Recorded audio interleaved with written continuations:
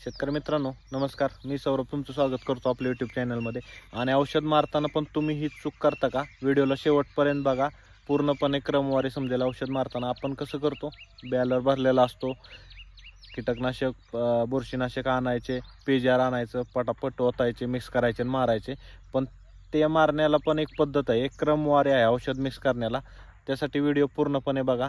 शेतकरी मित्रांनो, आता प्रथम काय करायचं आहे, औषध मिक्स करताना कधी पण पहिल्यांदा जे फॉर्म्युलेशन असतं WP फॉर्ममध्ये, WDG फॉर्ममध्ये किंवा WG. आता WP म्हणजे वेटेबल पावडर फॉर्ममध्ये येतं, WG म्हणजे ग्रॅन्युअलमध्ये येतं.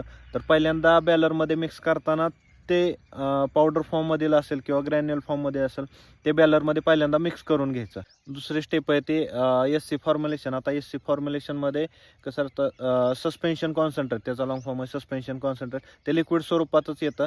आता त्यानंतर दुसरी स्टेप ते मिक्स करायचं. SC फॉर्ममधील काय असेल ते, समजा इमिडाक्लोप्रिड येतं त्याच्यात, पुढं SC लिहिलेलं आहे, त्या फॉर्म्युलेशनमधील औषध 2 नंबरला मिक्स करायची.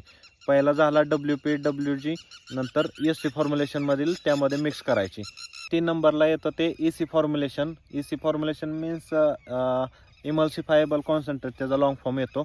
आता त्याच्याशी काय एवढं घेणं देणं नाही आपल्याला लॉंग फॉर्मशी. आपल्याला फक्त फॉर्म माहीत असणे बस झालं. त्याच्यावर लिहिलेलंच येतं कोणत्याही बॉटलवर वगैरे. तर ते द्रवरूपातच असतं. ते बघा, पाण्यात टाकलं की दुधासारखा रंग होतो. ते EC फॉर्म्युलेशनमध्ये असतं. आता त्यामध्ये एक्झाम्पल म्हणलं तर आपण क्लोरोफायरिफॉस किंवा प्रोफेनोफॉस ते कंटेंट येतात, पुढं EC लिहिलेलं असतं. तर 3 नंबरला ते मिक्स करून घ्यायचं. आणि लास्टला येतं ते तुमचं काय PGR असेल किंवा मायक्रोन्युट्रिएंट असतील ते मिक्स करून घ्यायचं. आणि शेवटची स्टेप स्टिकर वापरून घ्यायचं आणि नंतर स्प्रे करायचा. तर असं स्टेप बाय स्टेप तुम्ही औषध मिक्स करताना काळजी घ्या.